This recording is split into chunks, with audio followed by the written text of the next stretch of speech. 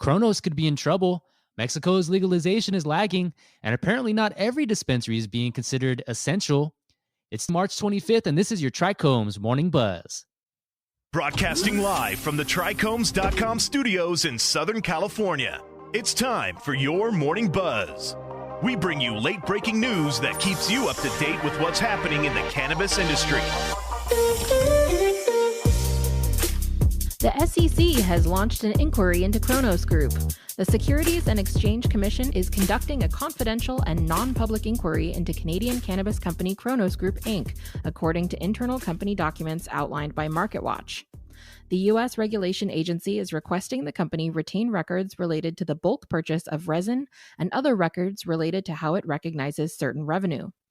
According to Ganjapreneur, the documents say that the SEC has ordered Kronos to preserve records dating back to July 1, 2019 related to specific transactions, negotiations, and other dealings with Canadian extracting company MediPharm Labs Corporation, TerraSend Corporation, which operates dispensaries in the U.S., Canadian license producer Heritage Cannabis Holdings Corporation, and 48 North Cannabis Corporation, along with subsidiaries of those companies. Due to the review, Kronos said last week that it would have to reissue 3/4 of financial statements for 2019. The company also said that it would likely report one or more material weaknesses in its internal controls related to its financial reporting. None of the companies named in the report commented about the inquiry. The SEC also declined to provide comment. Mexico's vote on cannabis legalization could be delayed due to the coronavirus. According to Hemp Industry Daily, Mexico's vote to legalize cannabis will be delayed because of the coronavirus pandemic, one attorney following the proceedings said. The delay has not been announced, but it's expected to happen any moment, said Luis Armendariz, an attorney in Chihuahua, Mexico, who is affiliated with Denver's Hoban Law Group. My realistic expectation is that they'd only delay it for a month or two, he said.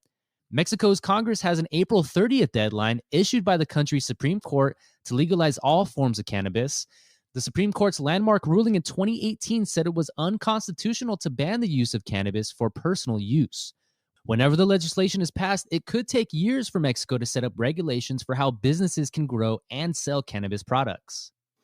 A well-known CBD company reports huge loss for Q4, but hopes for the best amid coronavirus. Charlotte's Web Holdings lost $18.8 million last quarter, a plunge of 688% from the same period in 2018. The Colorado CBD maker attributed the loss to slow adoption of its products in mainstream food, drug, and mass retailers. Charlotte's Web cited regulatory uncertainty about CBD and the coronavirus pandemic as it ratcheted down its projected revenues for 2020, saying the company would grow 10 to 20% through the year, with revenues in the $20 million range for the first quarter of 2020. Charlotte's Web reported revenue of $22.8 million for the fourth quarter, up 1.3% from the prior year.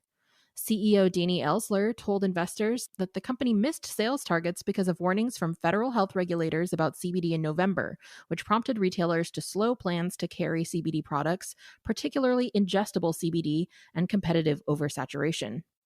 Charlotte's Web talked up its $68 million plan to acquire topical CBD maker Abacus Health Products.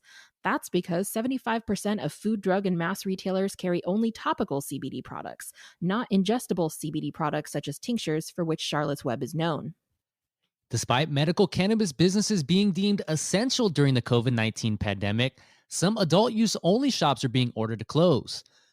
According to New Cannabis Ventures, Massachusetts, which had previously banned all cannabis vape sales last year, has taken the nation's most aggressive action with respect to the COVID-19 crisis.